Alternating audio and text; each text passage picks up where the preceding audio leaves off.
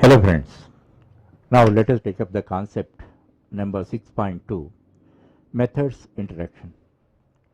In the previous concept I explained to you, both functions and methods are alike in their structure and in their functionalities.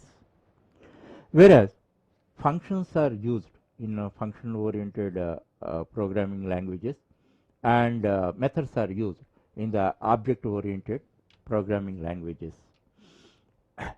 Actually, for the sake of simplicity, hereafter, for representing function oriented programs, I take C, and for representing WOOP programs, I use Java. Because C is pure function oriented programming language, whereas Java is pure object oriented programming language.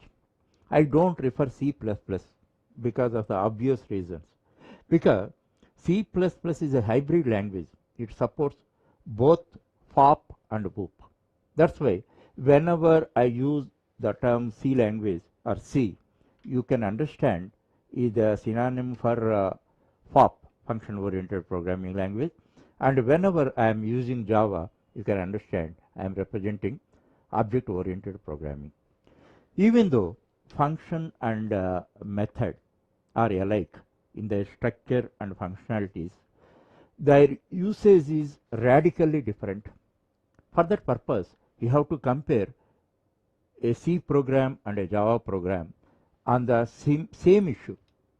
Then only you will have an opportunity to compare both. Understand? For that purpose, I am going to take room example, because room example everybody knows. Whatever I tell regarding that, you can easily understand. So here functions are independent. If you take a C program, there are two categories of element. One is data, other one is functions. Data and functions both are separate. Understand? Here functions are separate and independent.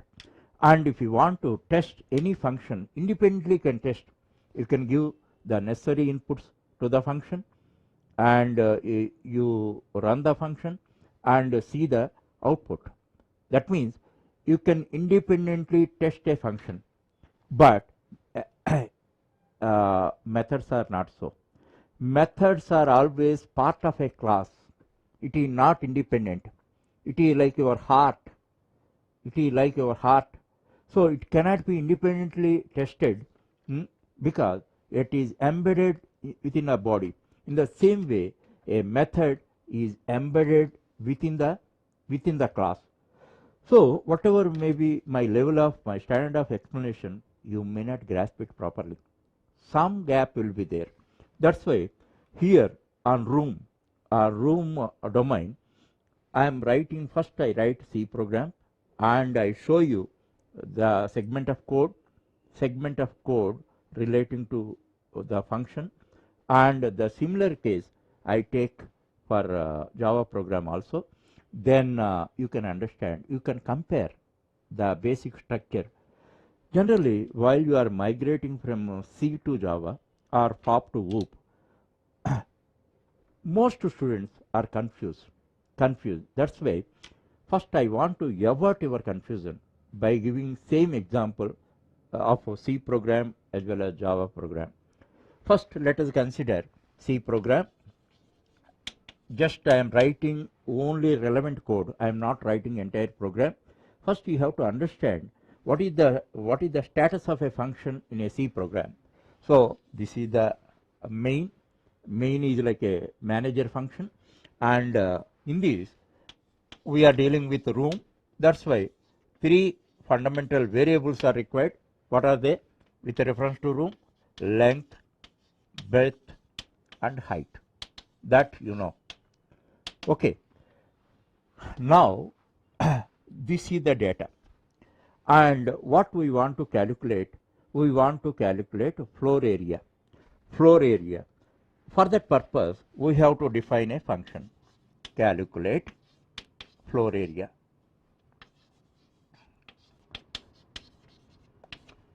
Okay. Now, for calculating floor area, here int floor area. Now you see that this is an independent function, independent block of statements. It is like a neighboring flour mill. You have to carry your wheat and deliver. Then only the mill owner process it and give the flour. In the same way, this is your main function. Main function wants floor area. That's why it is calling it calculate floor area. Simply calling, there is no use. If you simply go to flour mill, there is no use. You have to carry wheat or carry rice. Then what main has to pass? Length and breadth.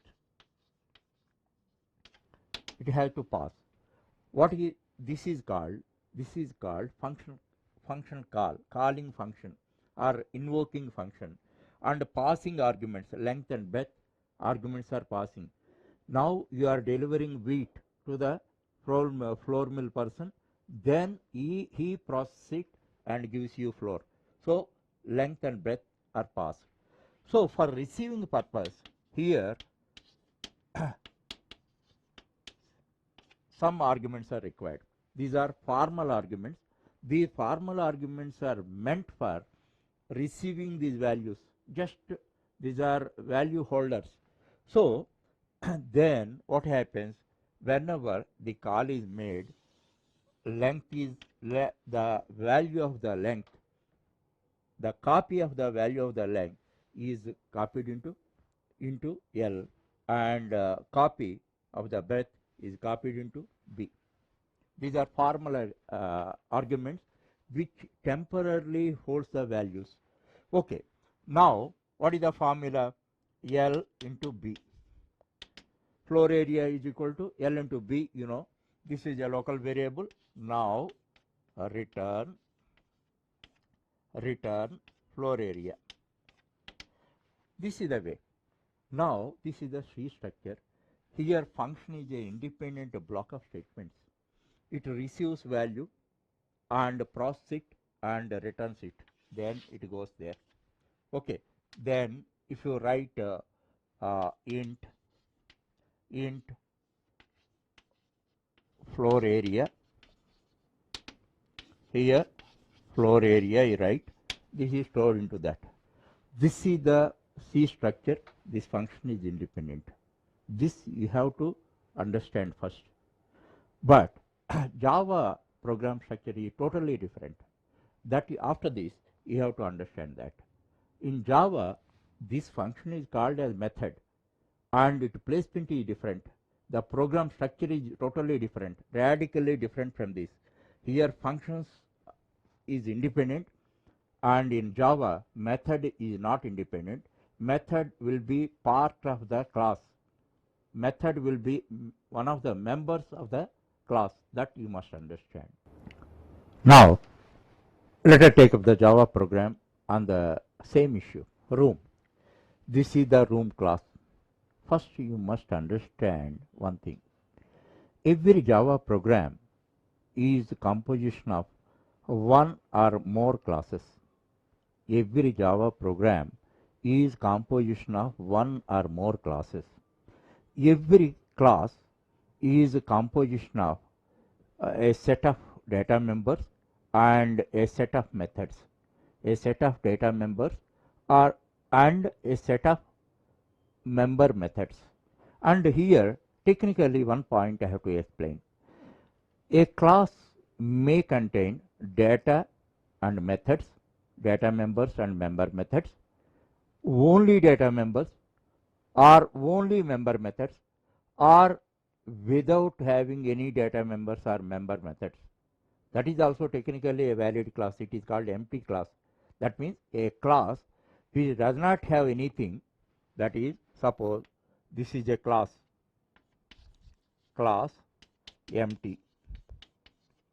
This is a valid class. And there are no data members, no member methods. Even though it is empty, it is a technically valid class. So normally a class, Java class consists of data members and member methods, data and methods. Or technically, it may have only data and only methods. If it is having only data, there will be no operations. All operations are performed through methods only. That you have to understand. So always method will be placed housed as a part of the class. It is encapsulated like this. Method is not independent. In function oriented programs in C, function is independent. Independently you can give values and test it, but here method is not like that.